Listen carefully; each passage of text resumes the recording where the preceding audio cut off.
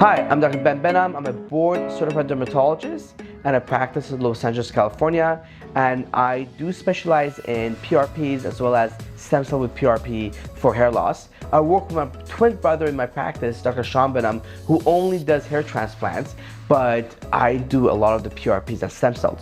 So today I'm actually going to show you guys before I have a photo of a patient who did PRP. So this is a young gentleman who came in who was sitting basically quite a bit in the front right here, and he had done a PRP and basically he was losing a lot of hair in the front, and we decided to do 2 PRP sessions on him. So this is, you could see, in August of 2022.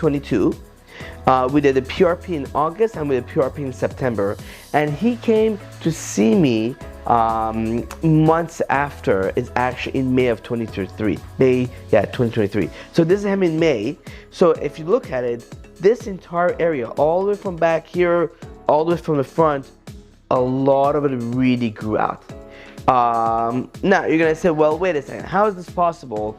Most doctors do PRP monthly basis for every month for 6 months, and we only did it twice in August and September, and he's back in May of 23 and he has so much hair. So the reason is because, so when I started doing PRP, you know, I was taught you do 5 ml of blood draw, you spin it for 5 minutes and inject it for 5 minutes.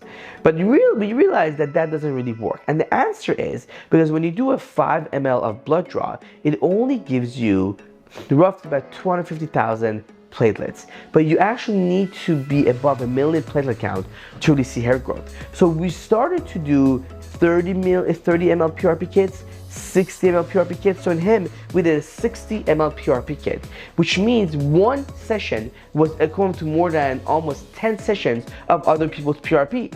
So, and we do a double spin PRP. So we draw 60 ml, do 2 spins, do a double spin PRP, really concentrate growth factors. We do add a chemical to it to activate the PRP because that's very important. And then when we want to inject it, the key is you need to numb the patient. And a lot of patients tell me, well, doc, I saw another doctor and they told me never to numb because it doesn't work. Actually, that's not true. Numbing really does 2 things. One, it makes it a lot more comfortable, the patient, and number 2, it actually makes it easier for the practitioner to inject, because when I want to do this injection, I literally do hundreds of injections. So if you're not numb, it's going to be very miserable. Also, it's the depth of injection that makes the biggest difference. The depth. It's the key how you inject. So we do a very unique injection technique for the PRP. We do a lot of pokes. We add an activator, a preservative that activates the PRP, and we also do a dermaroller. And this is literally him many months later, almost 7 to 8 months later. This is him afterwards. He looks great, and he actually has a testimonial video. So, and he actually says that every time he goes home, his parents tell him how good he looks, and other people tell him, you know, what, like, did you get a hair transplant? But it's just purely PRP.